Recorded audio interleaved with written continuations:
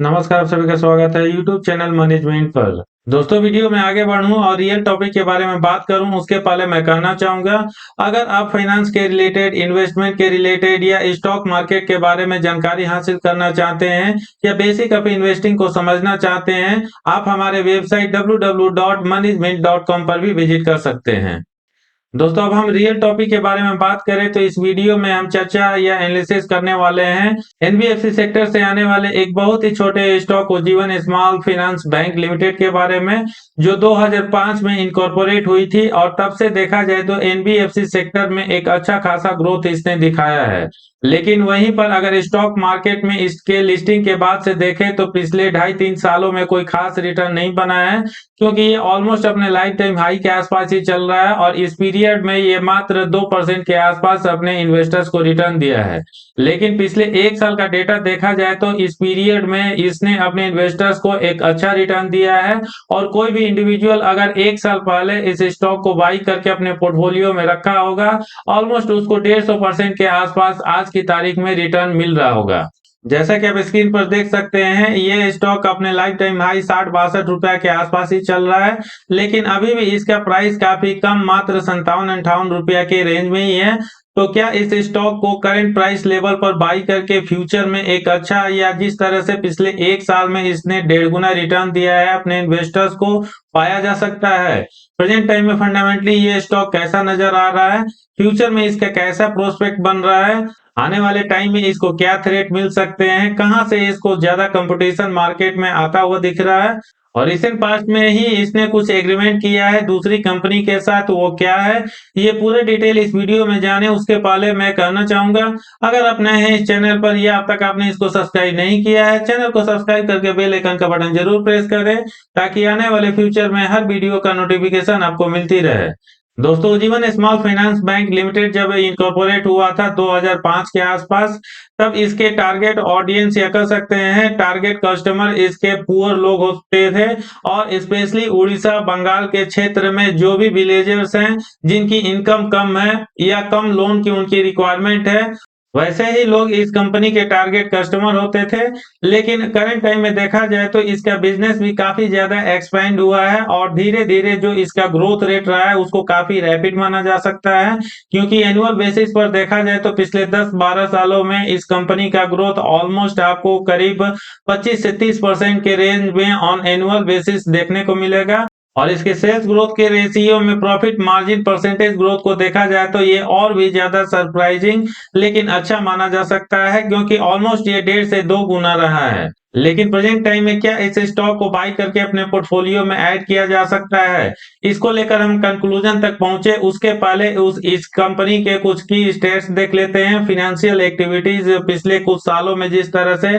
इस कंपनी ने करते हुए अपने ग्रोथ रेट को शो किया है, उस पर एक नजर डाल लेते हैं। दोस्तों, जीवन स्मॉल फाइनेंस बैंक लिमिटेड के नाम में ही केवल स्मॉल नहीं है, बल्कि मार्केट कैप के हिसाब से भी ये काफी स्मॉल है, इसलिए प्रेजेंट टाइम में स्मॉल कैप से बिलोंग करती है, क्योंकि मार्केट कैप इसका अभी भी मात्र 11,254 करोड़ है। स्टॉक पी की बात किया जाए तो ये काफी आपको अट्रैक्टिव नजर आएगा, क्योंकि ये सिंगल डिजिट में मात्र 9.22 है। वहीं पर अगर इसके रिटर्न ऑन कैपिटल एम्प्लॉयड का परसेंटेज और रिटर्न ऑन इक्विटी के परसेंटेज पर नजर डाला जाए तो ये काफी स्ट्रॉन्ग आपको देखने को मिलेगा, क्योंकि आरओसी भले ही एवरेज मात्र 10.6% है, लेकिन रिटर्न ऑन इक्विटी इसका 31.4 है, जो दर्शाता है ये कंपनी किस तरह से अपना सेल्स ग्रोथ और प्रॉफिट ग्रोथ पिछले कई सालों से लगातार हायर साइड में मेंटेन करके रखा है। इस शेयर का जो करंट मार्केट प्राइस 57-58 रुपया चल रहा है, ये अपने बुक वैल्यू 20 रुपया 50 पैसा के कंपैरिजन में 3 गुना ज्यादा है। डिविडेंड देने के मामले में भी ये कंपनी को अच्छा माना जा सकता है, स्पेशली जिस सेक्टर से आती है ये कंपनी उसके अकॉर्डिंग, क्योंकि नॉर्मली एनबीएफसी सेक्टर हो या फाइनेंशियल सेक्टर हो,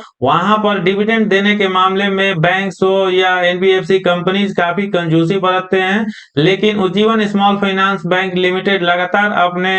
इन्वेस्टर्स को ठीक ठाक डिविडेंड देते हुए आ रहा है, जिसकी वजह से इसकी डिविडेंड यील्ड का परसेंटेज 2.17% है। हम अगर इसके लास्ट क्वार्टर रिपोर्ट पर नजर डालें तो ये भी आपको काफी अच्छा नजर आएगा, क्योंकि इसका क्वार्टरली सेल्स ग्रोथ 42.14 रहा है, जबकि इसके जो पीयर्स है, चाहे एचडीएफसी बैंक हो, आईसीआईसीआई बैंक हो, कोटक महिंद्रा बैंक हो, इनका भी परफॉर्मेंस वैसे काफी शानदार है, लेकिन इसके कंपैरिजन में थोड़ा सा लोअर साइड में है। Annual profit and loss statement पर भी नजर डाला जाए तो ये भी आपको काफी स्ट्रॉन्ग नजर आएगा, क्योंकि लगातार इस कंपनी का सेल्स ग्रोथ पिछले 10 सालों में करीब 34%, 5 साल में 23%, 3 साल में सबसे खराब 15%, जबकि पिछले 1 साल में सबसे अच्छा 48% रहा है। इसके कंपैरिजन में हम अगर कंपाउंडेड प्रॉफिट ग्रोथ पर नजर डालें तो ये एक और भी ज्यादा अट्रैक्टिव नजर आएगा, क्योंकि सेल्स ग्रोथ 34% के अगेंस्ट में यहाँ पर इसका प्रॉफिट ग्रोथ 42% रहता है। पिछले 5 साल में कंपाउंडेड प्रॉफिट ग्रोथ इसका अचानक से काफी ज्यादा मल्टीप्लाई हो जाता है अपने सेल्स ग्रोथ के कंपैरिजन में,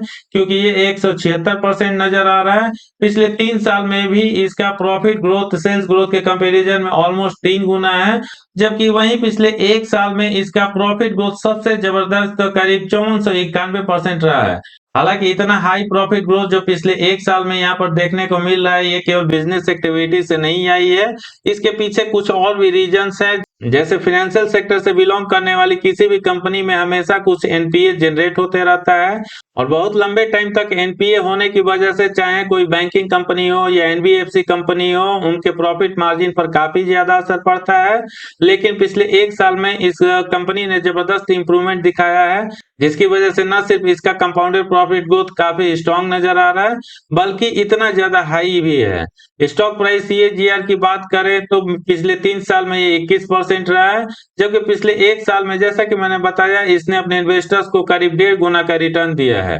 रिटर्न ऑन इक्विटी भी आपको लगातार इंप्रूव होता हुआ दिखेगा, स्पेशली पिछले 3 साल में, क्योंकि ये 7% से बढ़ के पिछले 1 साल में 31% तक जा पहुंचा है। एनबीएफसी और बैंकिंग सेक्टर के लिए बैलेंस शीट एक्चुअली उतना इंपॉर्टेंट नहीं रह जाता, क्योंकि जो भी इस टाइप की कंपनीज होती हैं, नॉर्मली मार्केट से पैसा लोन उठाते हैं और उसको फिर किसी और कस्टमर को देके हायर परसेंटेज ऑफ इंटरेस्ट लेते हैं। ये जो लोन या एफडी लेते हैं, उसके कंपैरिजन में जो ये लोन मार्केट में एक बार फिर से कस्टमर को इशू करते हैं, बीच का जो परसेंटेज होता है वही इनका प्रॉफिट हो, ओवरहेड हो, आता है। कैश फ्लो स्टेटमेंट भी नेट कैश फ्लो इसका लगातार मार्च 2012 से लेके मार्च 2023 के बीच में ऑलमोस्ट पॉजिटिव बना हुआ है, क्योंकि एक एनुअल रिपोर्ट मार्च 2018 का छोड़ दे जब इस कंपनी का overall net cash flow negative 225 crore का था। उसके अलावा जितने भी नेट कैश फ्लो रहा है इसके पिछले कुछ सालों में लगातार ये पॉजिटिव है, और लास्ट एनुअल रिपोर्ट के हिसाब से ये 150 करोड़ है।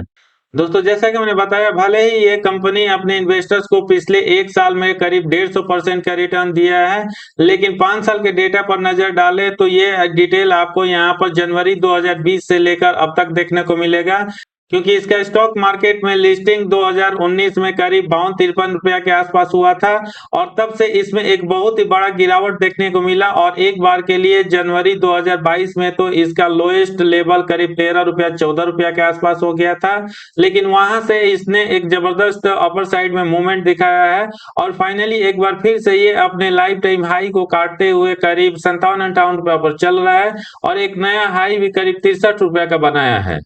इसके शेयर होल्डिंग पैटर्न पे नजर डाला जाए तो मार्च 2022 से लेके जून 2023 के बीच में आपको प्रोमोटर्स की होल्डिंग थोड़ी सी कम होती हुई दिखेगी, क्योंकि ये 83.32% से कम होकर 73.67% तक पहुंचा है। म्यूचुअल फंड की होल्डिंग जून 2022 तक आपको 0% देखने को मिलेगा, और फाइनली सितंबर 2022 में म्यूचुअल फंड की कुछ कंपनीज ने इसमें एंट्री ली है, क्योंकि तब उनकी होल्डिंग इस पीरियड में उनका 1.5% के आसपास हो जाता है। अगले एक क्वार्टर में एक बार फिर से आपको यहाँ पर बढ़ोतरी आता हुआ दिखेगा, लेकिन फिर से मार्च 2023 का क्वार्टर हो या जून 2023 का क्वार्टर हो, यहाँ पर थोड़ा बहुत सेलिंग नजर आ रहा है म्यूचुअल फंड द्वारा, जिसकी वजह से उनकी होल्डिंग 1.80% से कम होकर 1.58% तक पहुंच गया है। अदर डोमेस्टिक इंस्टीट्यूशन की भी होल्डिंग आपको जून 2022 तक ना के बराबर ही देखने को मिलेगा, और उनके द्वारा भी एक बड़ा बाइंग सितंबर 2022 में देखने को मिल रहा है, क्योंकि जब इस कंपनी के प्रोमोटर्स ने अपना स्टेक कुछ अपलोड किया था, उसमें एक बहुत बड़ा बाइंग अदर डोमेस्टिक इंस्टीट्यूशन द्वारा किया गया था, और ये ऑलमोस्ट 7.5% के आसपास रहा था। लेकिन यहाँ पर भी म्यूचुअल फंड की तरह ही पिछले 2-3 क्वार्टर में थोड़ा सा गिरावट नजर आ रहा है, क्योंकि ये 7.5% से कम होकर 5.5% तक जा पहुंचा है। फॉरेन इंस्टीट्यूशन की भी होल्डिंग जून 2022 तक ना के बराबर ही आपको देखने को मिलेगी और फाइनली सितंबर 2022 में उनकी भी होल्डिंग काफी ज्यादा बढ़ती हुई नजर आ रही है जब इसके प्रोमोटर्स ने अपना स्टेक सेल किया था, क्योंकि तब उनकी होल्डिंग 3.25% हो जाता है। और अच्छा चीज यहाँ पर ये नजर आ रहा है कि दिसंबर 2022 का क्वार्टर हो या मार्च 2023 का क्वार्टर हो, उनकी होल्डिंग यहाँ पर डाउन होती हुई तो दिख रही है, लेकिन एक बार फिर से जून 2023 का जो इसका क्वार्टर रिपोर्ट रहा है, यहाँ पर करीब आपको 2% पौने 2% के आसपास जंप आता हुआ दिखेगा और ये 2% से बढ़ के करीब 4% तक जा पहुंचा है।